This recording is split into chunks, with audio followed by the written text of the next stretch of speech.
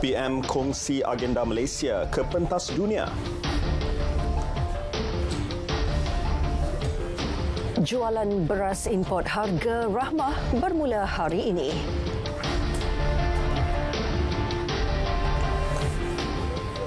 Assalamualaikum, salam Malaysia Madani. Usaha Malaysia menangani krisis iklim untuk mencapai agenda 2030 dan Pelan Hala Tuju Negara di bawah rangka Malaysia Madani. Itu antara fokus perkongsian Perdana Menteri selain beberapa isu global seperti Islamofobia, konflik Rusia-Ukraine dan isu Palestin menerusi kenyataan negara pada unggal ke-78 malam ini. Datuk Seri Anwar Ibrahim dijangka memulakan ucapan di Ibu Pejabat PBB pada 9.45 pagi waktu tempatan bersamaan 9.45 malam ini. Ini adalah kemunculan pertama Datuk Seri Anwar sebagai Perdana Menteri pada perhimpunan tahunan itu. Tema perbahasan umum tahun ini ialah membina semula kepercayaan dan menghidupkan semula perpaduan global, mempercepat tindakan agenda 2030 dan matlamat pembangunan mampan ke arah keamanan, kemakmuran, kemajuan dan kemampanan untuk semua. Invest Malaysia New York mengetengahkan hala tuju negara melalui kerangka ekonomi madani.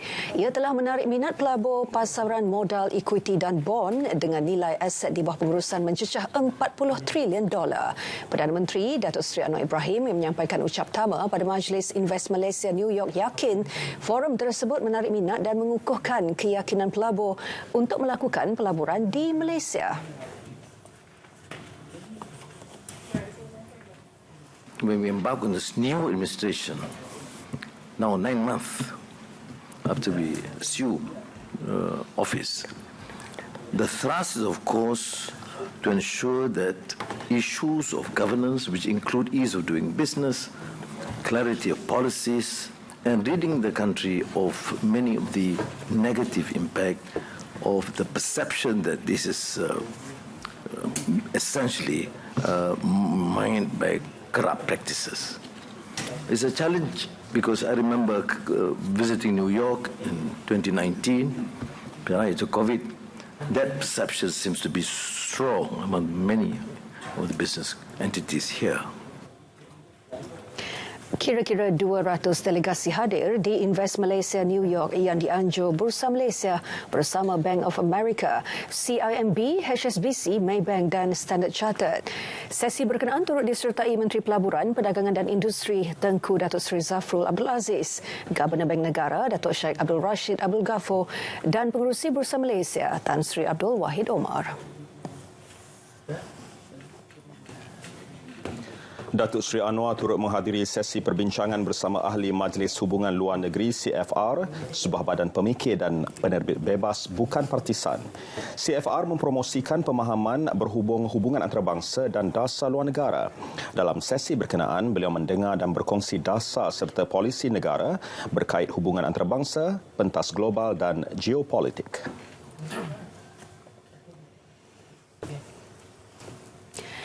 Dalam perkembangan lain, Datuk Seri Anwar akan ke Emirat Arab Bersatu UAE dan Arab Saudi Oktober depan untuk lawatan kerja.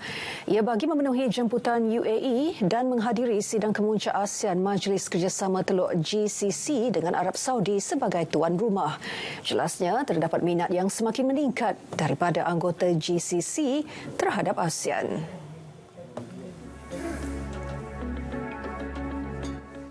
Sementara itu, pada pertemuan dua hala dengan Perdana Menteri Iraq Muhammad Shia Al-Sudani, Datuk Seri Anwar memaklumkan kedutaan besar Malaysia di Baghdad akan dibuka semula selepas lebih 20 tahun ditutup. Turut dibincang meneruskan semula mesyuarat Suruhanjaya bersama JCM ke-9 antara Malaysia dan Iraq yang tertangguh sebelum ini dalam masa terdekat. Ia menjadi platform perbincangan dan merangka kerjasama dalam aspek ekonomi, pendidikan, hubungan udara dan pelancongan selain peluang kerjasama baharu.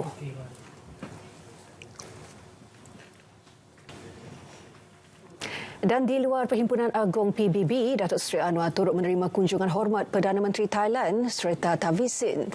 Pertemuan membuka peluang Kuala Lumpur Bangkok mengukuhkan kerjasama sedia ada. Pelbagai isu lain turut dibincang melibatkan sempadan negara, proses perdamaian di selatan Thailand dan isu serantau. Usaha menarik pelabur diteruskan menerusi pertemuan bersama 4 syarikat gergasi iaitu Google, Boeing, Medtronic dan Siemens Healthineers. Kesemua syarikat menyatakan hasrat mengembangkan operasi dan perniagaan di Malaysia. Datuk Seri Anwar berkata kerajaan perpaduan akan memudah cara serta menggalak pelaburan bagi memastikan negara destinasi pilihan di rantau Asia Tenggara. Beliau turut mengadakan perjumpaan bersama ahli ekonomi terkenal, Profesor Joseph Stiglitz daripada Universiti Columbia yang juga pemenang anugerah peringatan Nobel dalam bidang ekonomi. Kesempatan itu turut dimanfaatkan dengan bertukar-tukar pandangan berkait keperluan layanan saksama terhadap ekonomi negara membangun khususnya dalam persekitaran ekonomi dunia yang semakin mencabar. Idea perbincangan dimanfaatkan bagi mempertingkat potensi ekonomi negara. Jualan beras import pada harga rahmah bermula hari ini. Pengguna boleh mendapatnya pada harga tidak melebihi RM15 untuk beras 5 kg dan kampit 10 kg pada harga bawah RM30. Pemangku Menteri Perdagangan Dalam Negeri dan Kos Sara Hidup, Datuk Armizan Muhammad Ali berkata, ia langkah mitigasi bagi menangani gangguan sementara bekalan beras tempatan dan kenaikan harga beras import. Beras import harga ramah itu boleh didapati di mana-mana program jualan rahmah seluruh negara.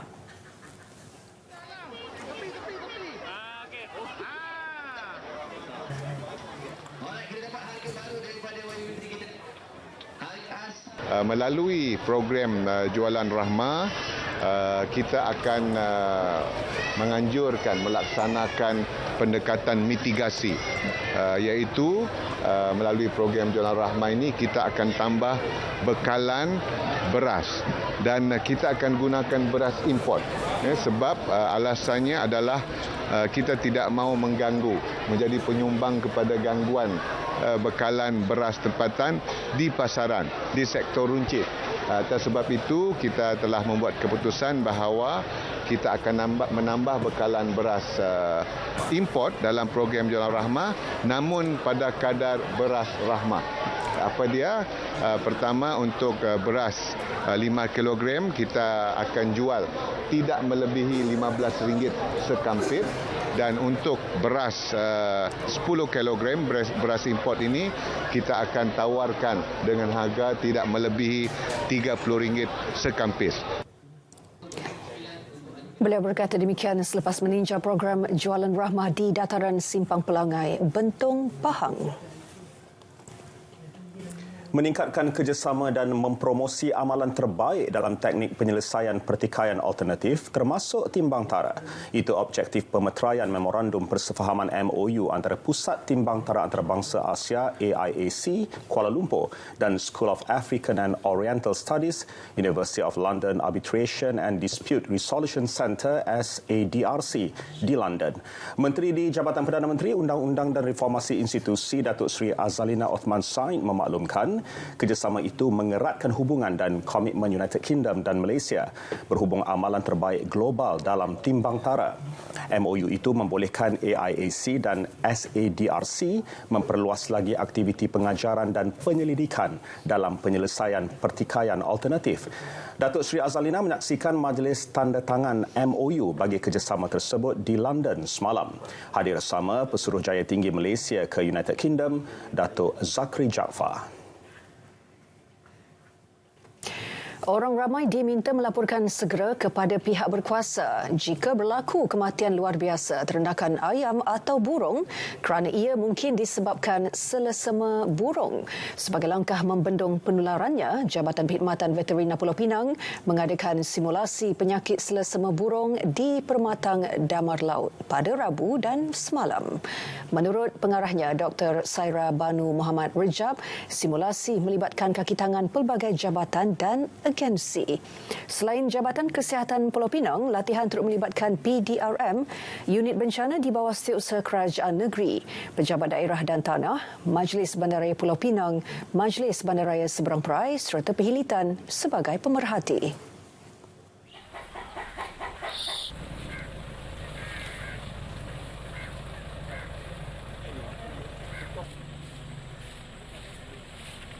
Latihan ini dijalankan bertujuan untuk menguji tahap kesiapsiagaan kaki tangan jabatan dan juga agensi dalam menangani wabak, seterusnya melatih dan membiasakan kaki tangan dari pelbagai peringkat berkaitan pengurusan dan pengawalan wabak sesama burung ini. Pantai Esen dipilih lokasi simulasi memandangkan ia menjadi lokasi persinggahan burung-burung hijrah. Lokasi latihan ini dipilih untuk diadakan di kawasan Pantai Esen, daerah Barat Daya, kerana merupakan kawasan yang berhampiran dengan persisiran pantai yang sering dikunjungi oleh burung-burung hijrah yang mungkin membawa virus ini dari negara-negara yang sedang dilanda wabak sesama burung. Pengurusan krisis secara sistematik dan operasi pemusnahan unggas atau stamping out menjadi fokus simulasi 2 hari ini.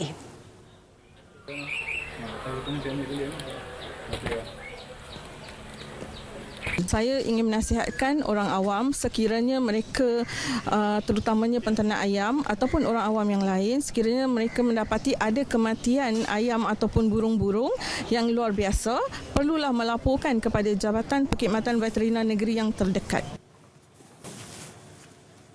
Pembinaan Jambatan Al-Sultan Abdullah Bera yang merentasi Sungai Pahang memberikan nilai tambah sosioekonomi kepada 20,000 penduduk setempat. Laluan alternatif baharu menghubungkan 2 kampung iaitu Kampung Guai dan Kampung Seberang Guai turut memanfaatkan kebun kecil tempatan mengeluarkan hasil pertanian masing-masing. Ikuti laporan yang disediakan wartawan Atira Haswah.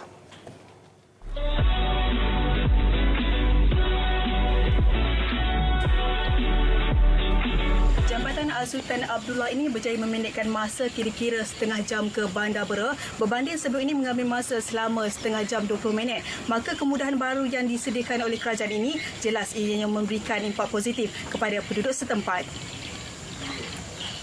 Pembinaan jambatan inisiatif oleh Kementerian Kemajuan Desa dan Wilayah KKDW siap sepenuhnya pada November 2021 itu turut memendekkan perjalanan ke Bandar Temerloh dan Kuantan.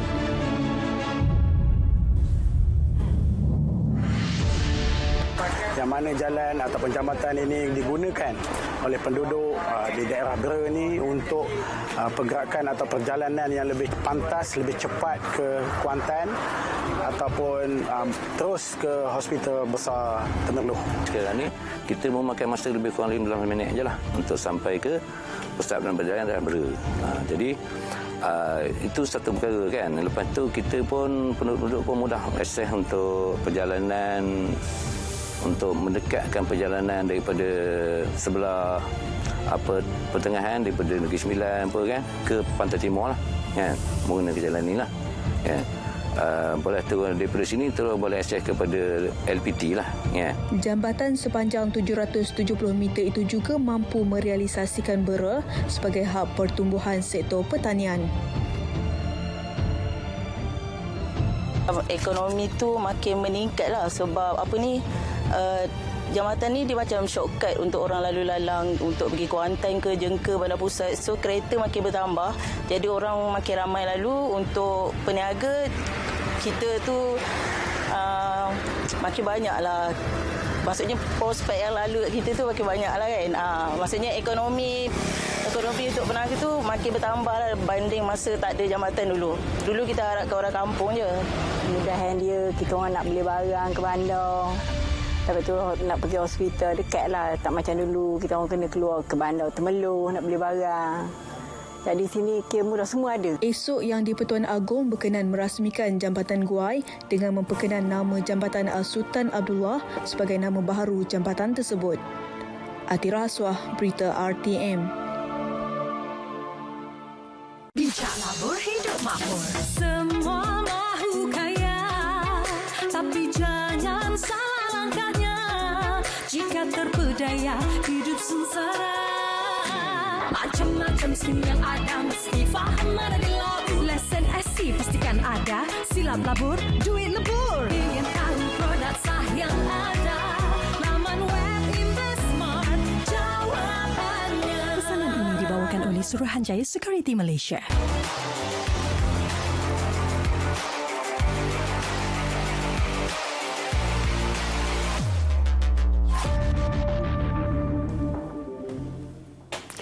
Menghubungkan Pahang dan Negeri Sembilan melalui daerah Bentong, lokasi strategik Pelangai membolehkan kawasan itu yang pernah diberi jolokan nama Kebun Ubi Kayu Leong Kim Simpai Pelangai turut merasai limpahan projek pembangunan.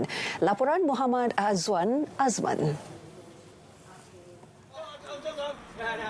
Pekan kecil ini menjadi nadi utama penduduk mendapatkan akses kemudahan setempat, antaranya klinik kesihatan, mesin juru wang automatik ATM dan pejabat pos. Don Pelangai mempunyai 3 tanah rancangan Felda iaitu Felda Kemasul, Felda Kemahal dan Felda Cemomoy. Juga perkampungan tradisi Melayu, orang asli, masyarakat Cina dan estet. Don Pelangai berpotensi untuk dibangunkan jika pembinaan lebuh raya lingkaran tengah utama atau dahulunya dikenali lebuh raya Central Spine Road mengikuti pelan asal iaitu melalui Simpang Pelangai. Ia antara yang diperjuangkan bekas Adun Pelangai Allahyarham Datuk Seri Johari Harun. Bagi penduduk, besar harapan mereka untuk melihat momentum pembangunan di Dun Pelangai diteruskan oleh legasi pemimpin seterusnya. Sebagaimana yang kita tahu bahawa kita ni lebih tertumpu kepada pertanian. Jadi kita mengharapkan YB baru ni fokus kepada pembangunan pertanian dan juga perusahaan kecil. Harapan saya walaupun pengganti Allahyarham Datuk Seri walaupun tak serupa tapi seumpama dengannya.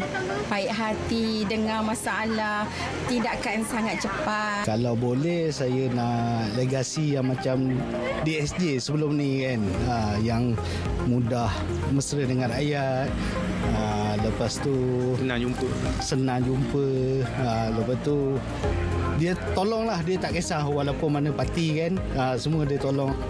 Esok kempen pilihan raya kecil PRK Pelangai membuka tirai sebaik selesai proses penamaan calon. Seterusnya hari pengundian awal pada 3 Oktober dan hari mengundi pada 7 Oktober. Laporan Hazwan Azman, RTM.